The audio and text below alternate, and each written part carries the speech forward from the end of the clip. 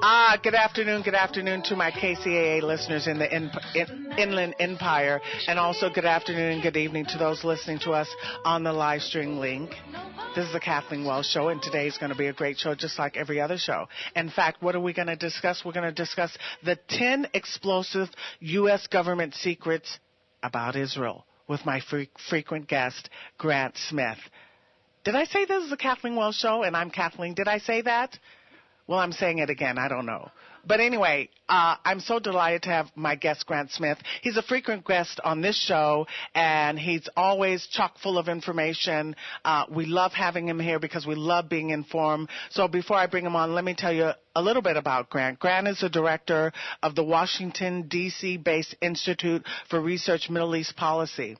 This institute is an independent nonprofit that studies U.S. policy formation towards the Middle East.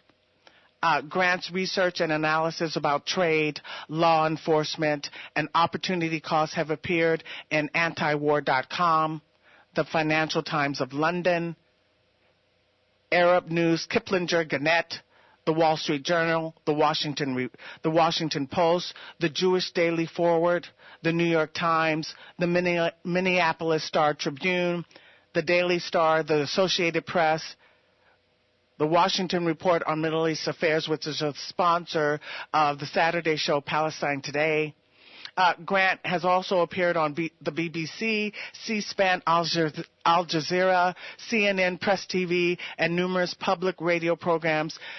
And in fact, in 2003, Smith launched the Institute at a policy symposium in the Rayburn House Office Building on Capitol Hill, warning about the grave dangers of adopting a 1996 neoconservative plan for involving the U.S. military more deeply across the Middle East. That's what motivated him to start the Institute, and we're going to talk about whether or not he feels like he's been influential or effective in sort of like zeroing in on the neocons and what they've been doing. So, Grant, welcome to the Kathleen Wells Show. Hi, Kathleen. Thanks for having me back, and as usual, it's great to be on your show. Well, I love having you, and so today we're going to talk about the 10 explosive U.S. government secrets about Israel. But before we get into that, talk to me about your motivation to start the Institute, and tell me about your efforts. How do you feel your efforts have been going? Well, you mentioned that 2003 Rayburn House Office Building event that we staged. And I can tell you, based on what happened afterward, that it was extremely successful in getting the word out, although it was much too late. Basically, we were cutting to the chase among the, almost no other organization saying, look, here's the plan that all of these Bush administration people are pushing. They've been, involved with it since 1996. It calls for basically 6 wars over the next few years. They want to target Syria. They want to target Iraq. They want to target Lebanon and get the Syrian forces out of Lebanon. And so rather than have sort of a magic show in which people from the Brookings administration and the American Enterprise Institute would come in and conjure up myths and cloudy threats that were about to envelop America, we simply talked about the authors and objectives of the plan that they were about to implement by invading Iraq. And so since that time, I can say with confidence, since 2003, there's been an explosion in online, I would call it fact-checking and incredulous reporting and non-deferential reporting about what U.S. policy formulation, what it involves and who the influential players in that formulation are. And so we still have a magic show in which, during a whipped-up crisis like the Syria crisis where the U.S. is going to attack Syria, the mainstream media performs almost exactly the same as it always does by bringing in compromised people with ties and direct benefits to military action to serve as pundits. You almost never get anybody who's cautioning or advising against immediate military conflict on these shows. And they really revealed themselves to be sort of the same old group of apologists as they were before the Iraq invasion. But what's impressive to note is that the American people's skepticism about mainstream media and Congress are both in the dumpster. If you look at the Gallup polls, you see that they have no confidence in Congress and very little in the mainstream media, that it's just been plummeting since 2003. And there are good reasons for that, because they see alternatives, particularly alternative online news outlets, where they can get information that's not so corrupted, and it's not just basically packaging another war. So I am very pleased with the distribution of not only our work, but others involved in the same sort of effort, and I'd include you in that. The distribution is very impressive because the receptivity is so high. Mm-hmm. So, in your bio, you indicated that you were on CNN. Talk to me, what was because CNN is mainstream media, talk to me, what was your experience like on CNN? What did you talk about? How did that go? Well, at CNN, it was CNN Espanol, and I was talking from Miami about a research project involving the impact on trade. And I've also done that for one of the biggest outlets to ever publish a trade impact forecast from IRMEP was the Financial Times, in which we had put out a forecast saying that the invasion of Iraq is going to cripple U.S. exports to countries in the region and affect the U.S. by basically collapsing manufacturing-based jobs exports. And that got very good receptivity. But the problem is mainly the U.S. press is not able to publish the sort of criticisms that I hope we're going to be talking about involving the 10 explosive secrets, because they have a large gamut of, I call them parastatal police organizations that are monitoring them constantly, and the minute that they put out anything that is even mildly critical of the U.S.-Israel so-called special relationship, they get bombarded with all sorts of calls to fire people, calls to cancel programs, and so they're very susceptible to that, especially the ones in commercial media that have to protect their sponsors. So I can say that to the extent that you stick to sort of dry damage assessments and economic impact assessments, you can get out quite a bit through the so-called mainstream media, including by buying mainstream media, which is for sale. You can put out PR Newswire and Business Wire news releases all day long as your budget sustains it. It's possible to get that mass media impact if you're willing to pay for it. But in terms of being able to deliver information that people desperately need through the mainstream channels, there's only a certain percentage of content that they're actually able to deliver because of all the restrictions placed on them. Okay, so let's get into these 10 explosive U.S. government secrets about Israel. That piece can be found at your website, which is IRMEP.com. So you open the piece about the 10 explosive secrets about Israel. You open it and you say that U.S.-Israel policy unknown knowns. In other words, that's the famous or rather infamous statement that Donald Rumsfeld say, the unknown knowns.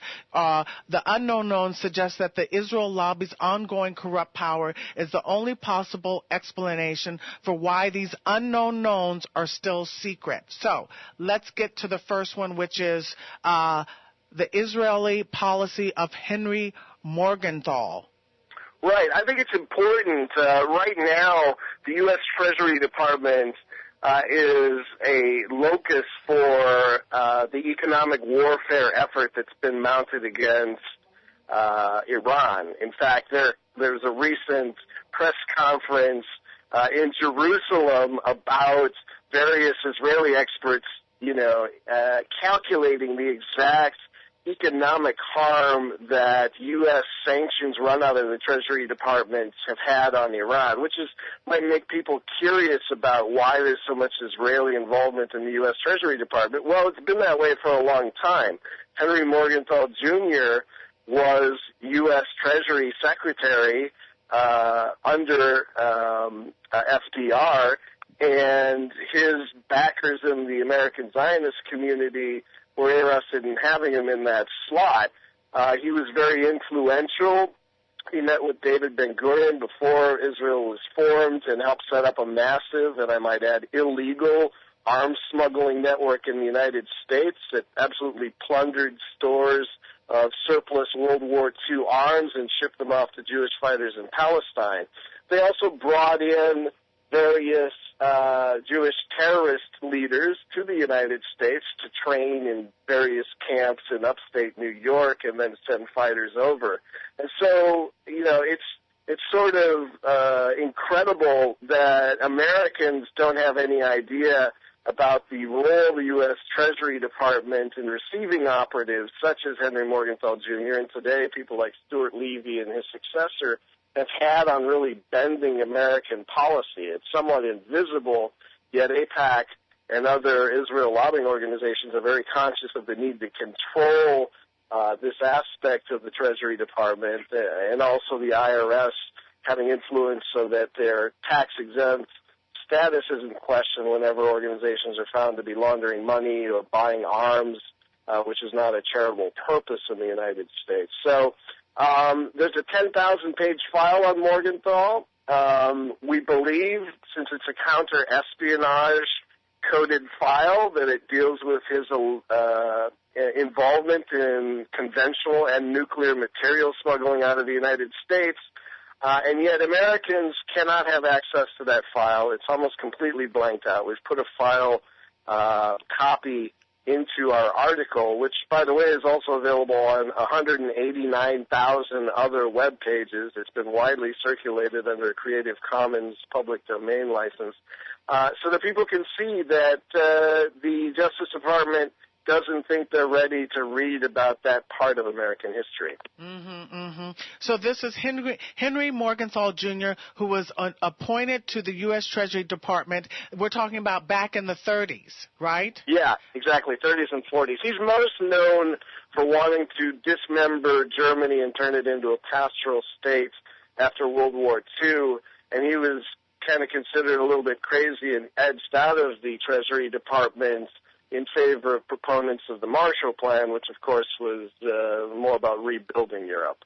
So you can go to your site and to find the documents. You requested documents under the Freedom of Information Act. You can see. Right, and go ahead. What people can see is how for example, they claim they have 10,000 files about all this malfeasance, and yet what we've put up is how they have blacked out every page. And so they claim they released the file, and yet every single page is blacked out. So I think that it's kind of infuriating to Americans who think that, even such ancient secrets are probably public knowledge and out for historians to deal with. Well, the fact of the matter is they're not. Right. So, and that's a secret. And is that considered an unknown known? Yeah, that's considered an unknown known. It's unknown by the public, it's known by the government, and the government is withholding it. Exactly. Exactly. So we'll go to number 2 is Eisenhower. We're going to go through 10. We're going to go to 10. So the number 2 is Eisenhower and the Lavon Affair. This refers to a false flag terrorist attack on U.S. facilities in Egypt. Right. Americans are constantly bombarded by various hucksters with stories about allegedly Iranian-backed terrorist attacks on U.S. service people. A lot of these appear in such magazines as VFW magazines by people like Michael Ledeen. A lot of them are quite sketchy. They make historical leaps of fact that actually haven't been proven yet. But Americans almost never in this atmosphere and in this debate ever understand or ever told that one of the earliest Middle East terrorist attacks on U.S. facilities were launched by the Israelis. And they did that in 1954 because they didn't want the U.S. or the British to be taking troops out of the Suez Canal zone. And so Israel dressed up a bunch of agents as Muslim terrorists and attacked U.S. Information Agency facilities in Egypt. They accidentally blew up some of their bombs prematurely. They were caught. They were prosecuted in an open criminal process by the Egyptians. And yet the files at the Eisenhower administration National Security Council level from the presidential library in Kansas on this incident are not open. In fact, most of the files, if you ask them for information about this incident, they claim they have not even yet been processed. So here we have Eisenhower administration era files sitting in boxes, no cataloging, no finding aids, and the archivists over there in no apparent hurry to find out and be able to deliver information about what Eisenhower thought of this crazy attempt to frame the Egyptians. Crazy attempt to frame the Egyptians. That happened in the 50s, the decade of the 50s. We're going to stay in the 50s because number 3 is Israel theft of nuclear material from NUMEC, which is a company, NUMEC, and you go over that in detail in your book, Divert.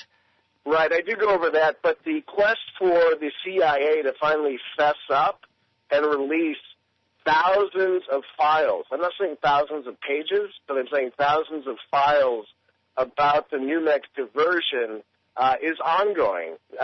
2 high-level CIA officials unofficially went on record saying that large amounts of weapons-grade uranium had been diverted from a small U.S. plant in Apollo, Pennsylvania, and yet the CIA has continued to withhold its files about what it learned overseas. We also know that they picked up uranium outside Dimona, which met the signature of the uranium that was being supplied to this false flag or false front operation in Apollo, Pennsylvania.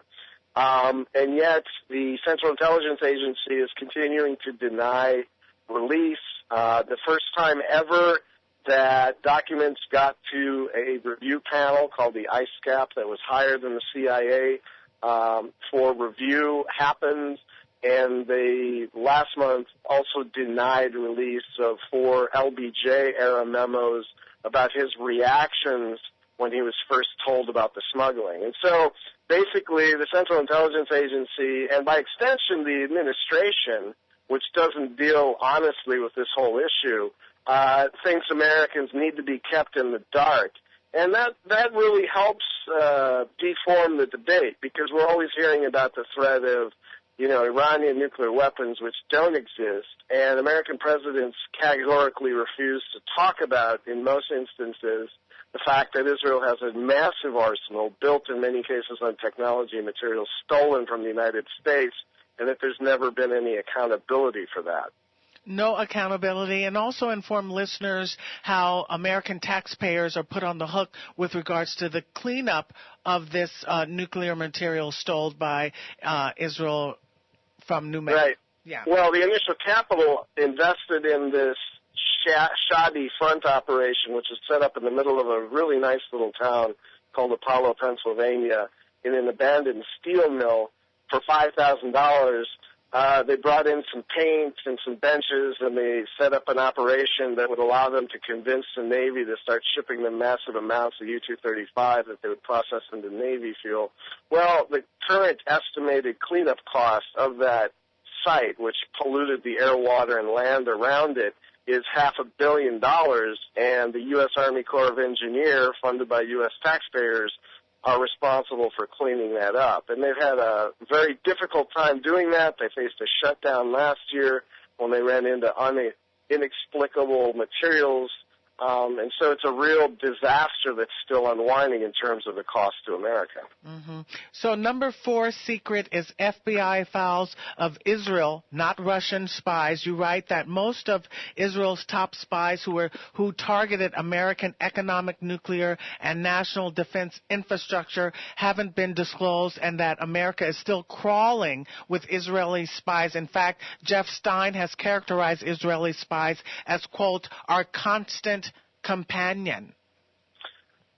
You're right. Victor Ostrowski is a Mossad spy, a former Mossad spy, who finally broke with the agency because he disagreed with its means and its operations in friendly countries. And he basically laid out the fact that the Mossad relies heavily on networking with local organizations, local religious organizations, and leaders of the Jewish community in order to be successful in running operations against the United States or in other countries. And so what you find when you start rolling up an Israeli spy network is that it's interconnected with a lot of ostensibly legitimate organizations. And so the question always is, why is it that if you want the FBI file of a Russian spy, you can get everything, video, audio surveillance, you can know everything about the 360-degree operation it took to roll up the operation. It's not the same with Israeli spies. Most of the time they simply deny releasing any documents, or in the case of somebody such as Stuart Nozet, who was spying for Israel Aircraft Industries until 2010, what they do is they put together an operation that seals him off from his Israeli handlers and then charges him with a lesser offense. But they still won't even release his records and his contacts with various organizations. So there's a different treatment that's given to Israeli spy networks as opposed to Russian, Chinese, or any other spy network.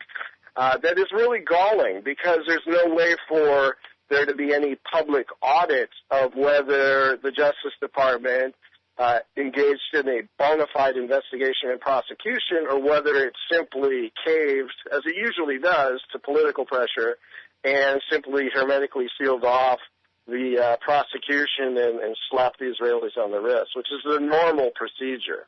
But you can see that clearly in these various links to FOIA documents and denials where they use all sorts of crazy excuses not to release Israeli spy files. Mm-hmm. In fact, you write, in the past, Israel was unambiguously ranked as a top economic and national defense intelligence threat. However, today it has disappeared from most current reports. Right, and we don't believe that's due to any lessening in activity.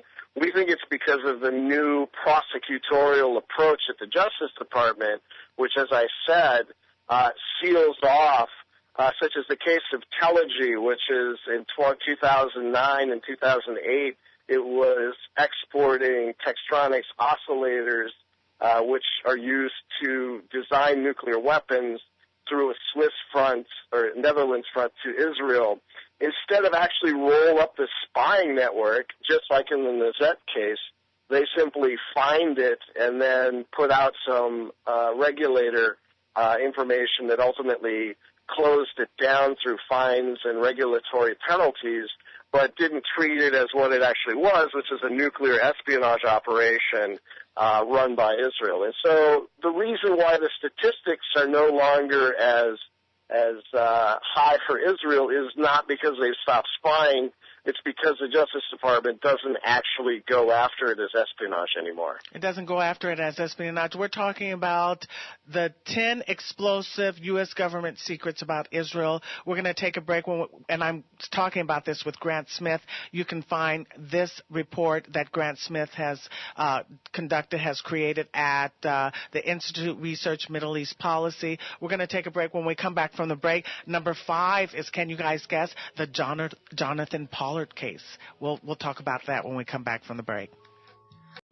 Welcome back, KCAA listeners. This is the Kathleen Wells Show, and my frequent guest is Grant Smith, who is the director of the Institute for Research Middle East Policy, and we're talking about 10 explosive U.S. government secrets about Israel. And number 5, actually, let me give out the call-in number, because if any listeners out there would like to call in with a question or comment for Grant, please feel free to do so. It's a toll-free number. That's 1-888-909-1050. 1-888-909-1050. If you have a question about the 10 explosives U.S. government secrets about Israel that you'd like to ask, that you would like to ask Grant, feel free to call in and do so. So, Grant, number 5 is the Jonathan Pollard case. You say Pollard is Israel's only American spy ever to do serious jail time, despite the efforts of many American and Israeli supporters to spring him. Talk to us about that case. Right. This is kind of the exception that proves the rule that you can basically back a truck up to the United States, take whatever nuclear material, state secrets, economic information you want, drive it to Tel Aviv, and you'll never be punished for it. And that's been proven by investigations into the American-Israel public affairs, stealing economic secrets of 70 industries, more than 100 ringleader people who are identified by the Justice Department smuggling arms before independence and never paying any penalty for that, despite all sorts of Neutrality Act and arms violations, the Telegy incident about oscillators I mentioned, et cetera, et cetera. Basically, what we have is almost total immunity to any sort of reasonable prosecution, and it encourages more bad behavior, basically. But the secret here is that we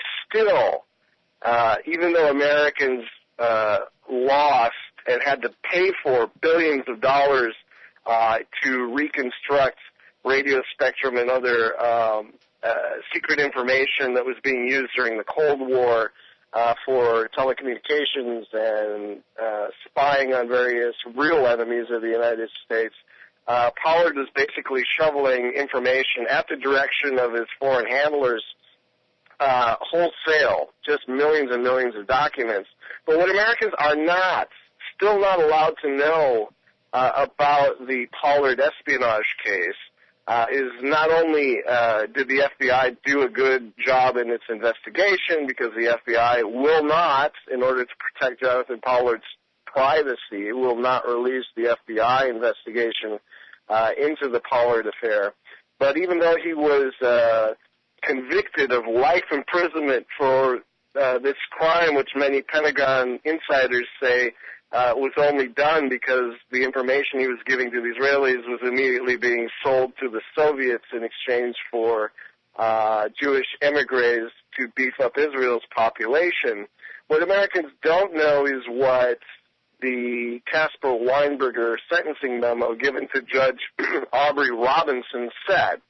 Most people suspect that it also says that the reason that Pollard needed a life sentence would be to prevent people from basically giving this kind of information that could be sold to the Soviet Union, which at the time was a real adversary of the United States. But the Justice Department, the U.S. Office of Attorneys, and the Defense Department all refused to release the still classified 1987 Memorandum in Aid of Sentencing, a 70-page document that was written by the Secretary of Defense, and it guided this life sentence. They're not allowed to know why this sentence was so harsh. They can only speculate. Yeah, so the issue with all this information is that despite the fact that many researchers, curious Americans, historians have asked for these documents to be released under the Freedom of Information Act, either you don't get them with an excuse, or if you get them, they're all blacked out, all the information. Exactly. Yeah. Exactly. I imagine most people don't know that a government can claim that a document's no longer declassified and that it's been publicly released, and still black out virtually every word on the documents. I think most Americans would be shocked and dismayed going through the process, which is usually a multi-year process, all sorts of bureaucratic snafus and miscommunications and drop the balls, and then to get something like that which doesn't answer the question, and really, more importantly, doesn't allow them to be informed participants in their own governance. You know, when you've got so many toxic secrets laying around, which seem to indicate malfeasance at the highest level of government, it only creates more suspicion and more distrust of government to be hanging on to this stuff.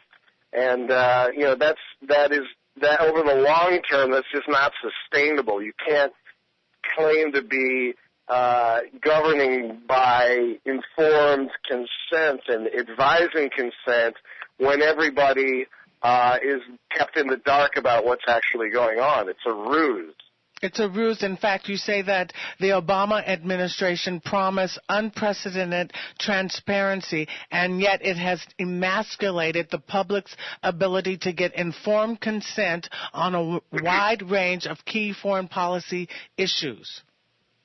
Yes, I do have to give them credit for, in the beginning, when they came into office, they did issue some memorandums and executive orders on freedom of information, which made it easier to get information, relatively more easy. And we have obtained quite a bit of information, such as that revelation that Benjamin Netanyahu was involved also in a nuclear technology smuggling ring, that revelation we made last year that has fallen with a thud and not been picked up by the mainstream media. That came out of a Freedom of Information Act to the FBI, and that, I think, was a representation of openness. But it's been getting worse. There have been more and more refusals, and I think it's also telling that at the same time that they were making that promise, the Obama administration was also fundamentally undermining American privacy by agreeing to send NSA intercepts to Israel. But that's the last point. We can keep moving through the middle here. Okay, we'll keep moving through the middle, and we're at number 6 now, which is wiretap of AIPAC pushing for U.S. war on Iran. Yeah, basically back in 2004, 2 AIPAC officials had gotten a hold of classified information that they wanted to use to convince the Washington Post to write an article that Iran was attacking the United States, or as they say, engaged in, quote, total war, unquote, against the U.S. in Iraq. They really thought they could gin up a war with Iran by getting the Washington Post to publish this. Instead, they were wiretapped. They were caught giving classified information to Israeli diplomats. And the FBI basically took these tapes and played them to a lawyer for AIPAC, Nathan Lewin, and he was convinced that they had to be fired immediately, even though AIPAC has long supported that type of activity. They love getting that kind of inside information and being players that can funnel classified information. But this time they thought there'd be penalties, so they fired them. Well, Americans can't listen to that tape. It exists. It's apparently pretty bad, but while an AIPAC lawyer can listen to it, American can't listen to it. And I think it would be healthy for Americans to listen to it, because this is the same kind of thing the organization is still doing, as they constantly try to gin up wars fought by Americans, to be fought by American soldiers in the Middle East. But again, we can't learn from this because it's all secret still. We can't learn from it because it's all secret. In fact, you say Rosen and Weissman were later indicted under the Espionage Act, although the case was later quashed under an intense Israel lobby pressure campaign shortly after President Obama entered office. Right. There was a long period of pretrial maneuvering. But the ADL, another Israel lobby organization, started accusing the FBI of anti-Semitism, saying that there wasn't really a classified information release, that Israel's an ally, blah, blah, blah. And the Obama administration folded and refused to prosecute the two. They were never acquitted, and most people who really study the case think they were guilty of espionage. But as is so often the case, it never went to trial, and there was no real resolution of this AIPAC espionage incident. No real resolution. Number 7, I remember this, the Niger uranium forgery underwriters. Right. It's so important, particularly as we have all of this, what I believe is probably bogus and compromised intelligence about chemical weapons attacks in Syria. We still have no clear idea of who did it to who, and how it was handled. But, we should have a really firm grasp by now of who created and who chartered and who funded the creation of fake documents implicating Iraq in the attempted purchase of yellow cake uranium from Niger. And we don't, even though the FBI has a 1,000-page investigation of who was involved in that attempt, which was used as a pretext for invading Iraq. We still can't see the investigation. Many people suspect that neoconservative operatives were directly involved in that fabrication, particularly Michael Ledeen, who had contacts with the magazine and the Italian former intelligence operation, who was at the center of it. But again, we can't get official confirmation, so we're kind of left in the dark, and it's assumed that we will be as stupid and uninformed for the next attempted false flag when it's foisted on us, because we've never been able to clear up any of these previous ones. Yeah, well, explain to listeners how a war with Iraq benefited Israel. Well, since the very beginning of 1970s and 1980s, you had plans such as the Yinon plan, which basically said Israel had to balkanize its regional rivals, split them up into warring smaller factions so that it could transcend and be the sole superpower in the region. What it didn't have is any real means for doing that on its own, and so you have people such as neoconservative operatives like Richard Pearl and Douglas Feith and Paul Wolfowitz pick up the ball and transmogrify that strategic plan into a menu of bite-sized items called American Interests of the Region, which, lo and behold, were calling for the same thing: attack Iraq, break it up; attack Syria, break it up; attack Libya, break it up. And this was fed to the American public as an American interest. That's how it works. But you've got to have solid pretext, and you have to scare Americans in order to launch any of those strategic operations. And the uranium yellow cake scare, which was also debunked by former Ambassador Joe Wilson, who saw what a crude forgery it was. Even though it was debunked, it really didn't matter. The scare was out. People believed that Iraq had weapons of mass destruction. Just as today, according to some polls, the majority of Americans believe that Iran has nuclear weapons and is determined to attack the United States. Well, it doesn't, and it's not. But this Israel lobby propaganda machine that we're subject to 24/7 has been successful in planting that idea. Mm-hmm.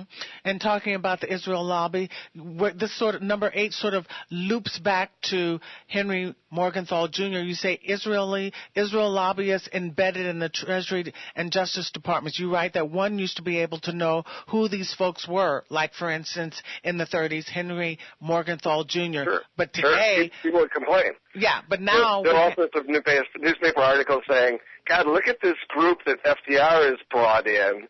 Why can't we have, a team that's a little bit more balanced and a little bit more focused on the United States? Right. But now, the problem is organizations like the Treasury Department, and when you interact with them, it's very funny. They're like, oh, no, we're dedicated to openness. We believe, people need to know who's governing them, blah, blah, blah. They treat their list of employees as though the Treasury Department is some sort of NSA or super intelligence agency, and they will not tell you, they will not release lists, and neither will the Office of Personnel Management, of who's running all these key divisions. And so you have people that the lobby promotes, like Stuart Levy. He goes in to run an economic warfare unit. He brings a lot of people from the Israel lobby in as contractors, as employees, but you can't find that out. And, of course, the mainstream press does a horrible job. Although they have access to a lot of the information, they won't write about it. And so you've got kind of this plethora of Israel lobbyists running all of these key departments in various federal agencies, but now you can't really find out much about it because they are refusing to release basically organization charts listing mid-level operatives and employees. And it hasn't always been like that. But as I mentioned in the article, people like Neil Scher have been working in the Justice Department on all sorts of weird efforts that basically burn taxpayer dollars and don't promote national security in any way. You have people running Al-Hura, which is a propaganda network for the Middle East in Arabic, former AIPAC director Thomas Dine doing that, and yet you can't find these things out until they leave. And so it's tremendously damaging. It's harder and harder to chart what all of these millions of AIPAC contributions to politicians results in terms of our governors, the people who rule us, and I'm pretty sure they like it that way. And you know what's interesting is because the mainstream media and social media gives us the impression that there's so much digging and information gathering and everybody, oh my God, we're in on the case and there's the information and listen to this and hear that, and like we're so informed. And yet, there's so many unknown knowns. You know, and it really is. Yeah. And they know who's running these departments. That's the thing. I mean, they get invited in. They can walk around. They can talk to people. But they're not going to say, for example, gosh, there sure are a lot of people from the Washington Institute for Near East Policy working at the Treasury Department. I wonder if this is a conflict of interest. And, oh, gosh, Stuart Levy went to Israel 7 times in the last 4 months. Is that really something a U.S. Treasury Secretary should be doing? Is he actually working for the United States? No, they won't do that because they would get in trouble. The Committee for Accuracy in Middle East Reporting, CAMERA, which has a couple of Israeli intelligence agencies or intelligence agents running it, would be on their case and threatening them and saying that they were being anti-Semitic for reporting such a thing. Right. And, you know, Jeff Blankford, who has a radio program on KZYX, even informed me that members of the Israeli lobby would sit in at the Washington Post to make certain that certain articles regarding Israel were written in the way that they wanted it to be written. You see the influence? You see the power? It's very Soviet. It's very Soviet, and I don't think that's the way Americans would want their news to be written, and it certainly doesn't produce good news. But, you know, Jeff has a point, and he's got a lot more experience and seen a lot more in terms of that sort of oversight. Mm-hmm. Okay, we're going to take a short break. When we come back from the break, we're going to do number 9 and number 10 with Grant Smith. These are the 10 explosive U.S. government secrets about Israel. We'll be right back. Welcome back. We have Grant Smith, and we're going over the 10 explosive U.S. government secrets about Israel. And before we get to 9 and 10, why don't we take a call from Barry from London. Hi, Barry. Hello, Kathleen. How are you? I'm great. You're speaking with Grant Smith. You have a comment about the 10 explosive U.S. government secrets about Israel? It's more of a question, and it's a question on sort of the international scale of the Israel lobby, and I'm curious as to whether Grant has any insight on that, particularly on the Israeli lobby's influence in places like Britain and Canada and places like Australia. I'm just curious, or even France, as to whether he might have any insight as to why a country with a population of about 8 million people are so effective in getting all these world powers to pretty much do their bidding for them. Okay. That's a great question. I've looked into some of the European Israel lobbying organizations like Oded, and I've seen, you know, Steve Rosen, the former AIPAC official, has been instrumental in traveling over and trying to share ideas and build up the lobby. And, you know, we've had this recent incident of France suddenly backing out of productive negotiations with Iran, which has been attributed to pressure from a French-Israel lobby. So we know they're out there.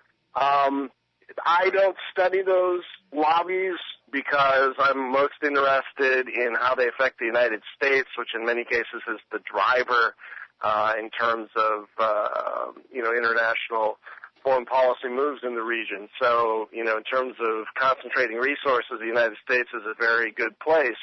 Why are they so powerful? Well, organization. AIPAC bombards synagogues with all sorts of propaganda about how Israel is about to go under, and sort of the debates within the Jewish community in the United States about whether all of the charitable organizations should be so heavily involved with Zionism or whether they should focus more on the United States and the needs of various communities was won over, and pretty much the Zionists won and took over the apparatus. And so a lot of these top organizations, federations, that are really instrumental in organizing and raising money are heavily involved in lobbying for Israel and able to channel campaign contributions in a very coordinated way so that politicians think that if they really in any way divert from sort of the policy line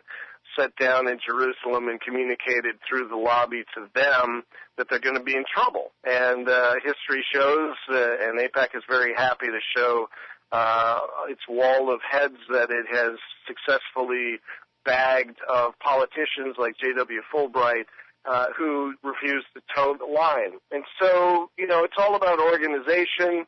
It's also about corruption, though. There's been a lot of outright election fraud in the United States that has been perpetrated by some of these groups, running spoiler candidates, illegally coordinating PAC contributions, and that sort of thing, which is well documented in court records. But given the size and power and influence and network, just like in a lot of the smuggling, they never pay any price for it. So, it is Israel's ability, unlike any other country. Mexico doesn't do this. No other country with a so-called diaspora organizes and leverages to the degree that Israel parastatal organizations do. And although it tends to violate a lot of U.S. laws, like the Foreign Agents Registration Act and the Logan Act, which prohibit people from making policy deals overseas on behalf of the United States, it's managed to get its way. It's been heavily reliant, too, on a very compliant press. But as I mentioned, one of the few positive developments is that people are becoming very skeptical and critical about the way it operates, and they're no longer so heavily reliant on a few channels of information. Not reliant on a few channels of information. We have 1 minute, and number 9 is unclassified IDA report about U.S. charities funding the Israel nuclear weapons program, and number 10 is justification for NSA funneling raw intelligence on Americans to Israel. You want to go over those two in 30 seconds, Grant? Yeah, sure, real quick. Basically, there are arms of Israeli charities that are funding their nuclear weapons development. The U.S. government and the Pentagon in particular are aware of it, but nothing's ever been done about it, and the reports about that are being kept secret. And also, the big question is why, just as the president was shutting down investigation of 2 AIPAC operatives for espionage, why did they agree to suddenly start sending material on the rest of America to Israel under an intelligence deal with the NSA? We don't really know, and we should know, because that's a major violation of the privacy of every American. Oh, well, there's the music. We're going to have you back on, Grant. You're one of my favorite and frequent guests, so we'll have you back on to go over number 9 and 10 in more depth and to discuss some other stuff about this whole espionage business, okay? All right, take care. Thank you very much. Bye. That was Grant Smith with the Institute Research Middle East Policy. Check it out, irmep.com. Thanks. See you next week.